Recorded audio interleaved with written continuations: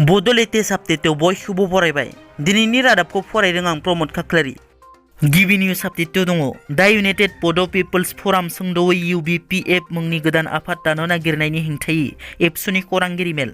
गाबोन 8 जानुवारि खालि चिरां जिल्ला सापागुरियाव थानाय हिमालय हटेलाव UBPF मुंनि बर'नि गोदान आफाद दानायनि गेजेरजों सावरायलायनो लादों होनना।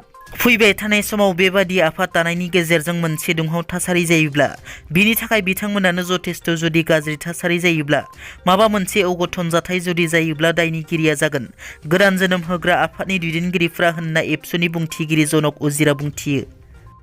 चिरांनि आमगुरियाव ITI कलेजाव अन्थाइ खाम्फा गायसननायखौ UPPL दोलोआ बोखारनायनि थाखाय निसिमा खोन्दो बड'लेण्ड स्टुडेन्ट इउनियननि अजद। थांनाय 2016 मायथाइयाव BPF दोलोनि खुंथायाव थानाय चिरां जिल्ला आमगुरि ITI कलेजखौ गायसननाय जादोंमोन। बे ITI कलेज गायसननायाव गायसनगिरि हिसाबै दङमोन बारग' BTCनि लेङाइ गाहाय खाम्फा बरगयारि आरो लोगोसे बेखेवगिरि हिसाबै दङमोन बारग' MLA चन्दन ब्रह्म बिथाङा। बे अन्थाइ खाम्फानि मुं प्लेटखौ बोखारनानै गोदान खामानिनि मुङाव MLA जयन्त बसुमतारीनि मुं प्लेट लगायनाय नुनो मोन्दों।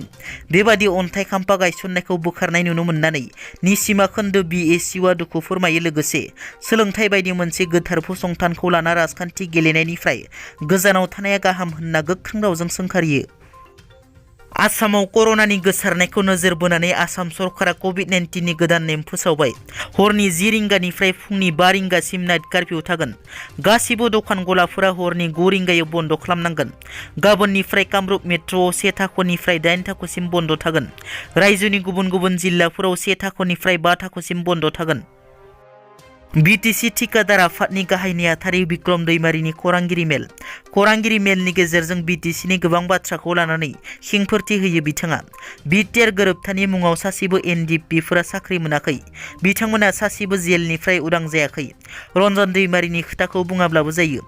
बिथांनि जिउआव बेसेबां दुखु दङ बिथाङासो मिथिसिगौ।